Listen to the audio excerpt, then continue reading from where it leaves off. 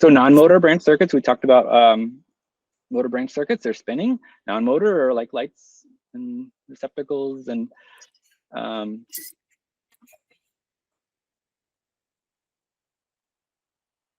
office furniture. So there may be power poles, you may be coordinating with architect or floor boxes to coordinate with. Within those floor boxes, you may have AV. So a wire bending space can be a prebium, and having dividers, as well as making sure the cables that are going to be going underground are listed for their damp installation environment.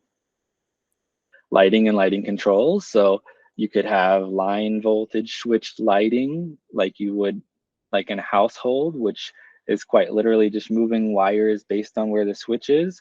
Or you could also have low voltage lighting control, which is by a low voltage, like a 24-volt switch, clicking on and off and letting a relay turn off and on the line voltage to the lights. It gets further complicated than that to higher degrees based on, you could also have addressable fixtures. You could power fixtures with power over Ethernet. So from a telecom switch, emergency lighting and that aspect becomes complicated. Complicated not because it is, just because there's so many ways to do it. Yeah, I think that's what I have to say about non-motor branch circuits. If you have any questions, I can talk to them. I think we are doing okay on hitting our, having 30 minutes remaining to have any questions. So if there have been some that have been going too fast, there'll be that opportunity then. Okay, so motor branch circuits, we've talked about them kind of some already, so I'll kind of breeze on this one, and this is just showing a representation. So there's a circuit breaker. Here is a combination motor starter. Here is an overload heater. So the code generally allows, so there's distances here of how far you need to be, it's within sight. I believe the code defines that as 50 feet as well, to where you need disconnects for where the motors and the motor controllers or motor starters are, and sometimes they're combined.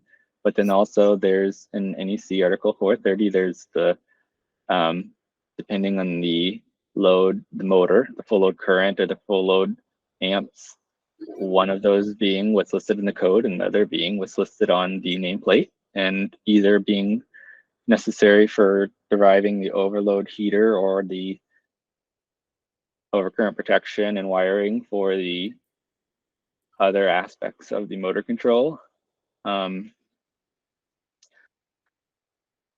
There's also aspects of that motor controllers can be variable frequency drives. We said earlier, in the household situation where you had your fan, you would be literally clicking across different coils, changing them physically. You could have a variable frequency drive that varies the frequency instead of the voltage and resimulates by a pulse width modulated signal on the output to a motor.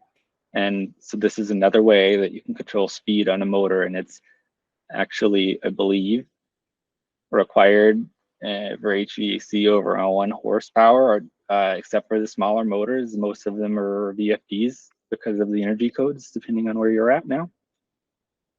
When you combine motors, there's additional conditions. There's VFD cable, and then otherwise considerations if you do not want to use VFD cable, such as proper grounding for conduit.